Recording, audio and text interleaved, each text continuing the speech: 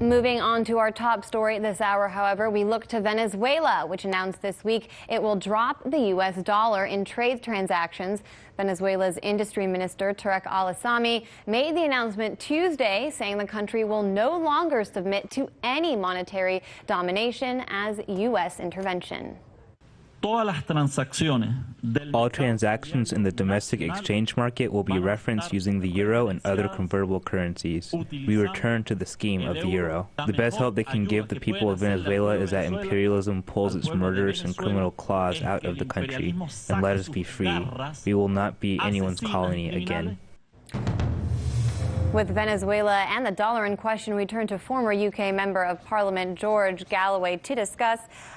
George, what do you think is driving this? First of all, do you get a sense that in Europe and the UK as well, there's a sense of frustration about being tied to the U.S. dollar?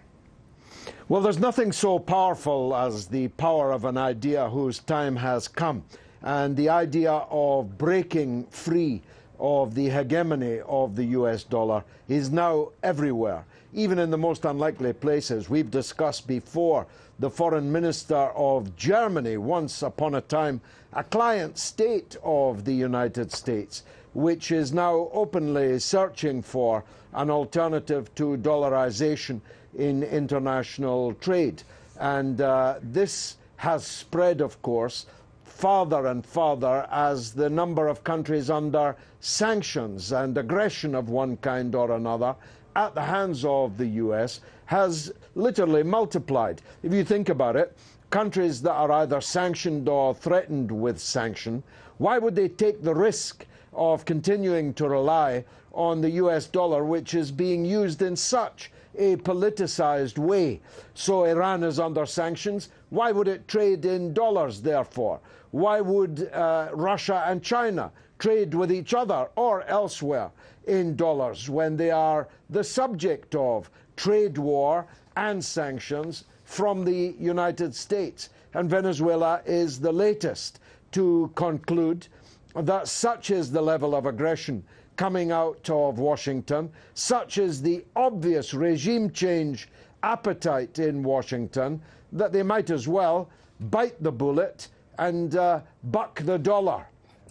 Considering how the U.S. reacted, though, to, for example, Saddam Hussein when he adopted the euro over the dollar several decades ago, what is Venezuela risking with this decision? Well, of course, there's a big risk in it, but the level of enmity coming from Washington towards Venezuela has now reached the point of no return. So I think the conclusion is we'd be better hung for a sheep than a lamb, as we say here. The people in Venezuela know that they are on the end of yet another US regime change operation. So they might as well stand up, do the principled thing, and like the Iraqi leaders and the Libyan, by the way, which also sought to break away from the dollar, they risk, of course, being overthrown. But it's not as if that risk disappears if they don't take this step. I was actually in Baghdad. I was talking with members of the former leadership of Iraq when this move was being discussed. I did point out to them at the time that the US would regard it as a red line. But times have changed, and the number of US opponents, stroke enemies, has multiplied in that time. For a start, Russia, at the time that Iraq was under attack from the US, was more or less in an interregnum. Russia is now in the Axis full time. And so the number of countries and the importance of the countries in the crosshairs of United States hegemony has multiplied. And that, paradoxically, or if you like, in a contradictory way, has strengthened the hands of those who are on the end of American aggression. There's more of them. They're more important than they were before. And a lot of these countries, for example, Iran and Venezuela, produce oil, and the dollar is currently the standard currency used to trade that commodity, as well as, for example, gold. But do you think that could change? And if so, what would replace it? Well, if you're Iran under sanctions and you're selling oil to China, which is under trade war from Donald Trump, why on earth would you trade in dollars? What do dollars have to do with it?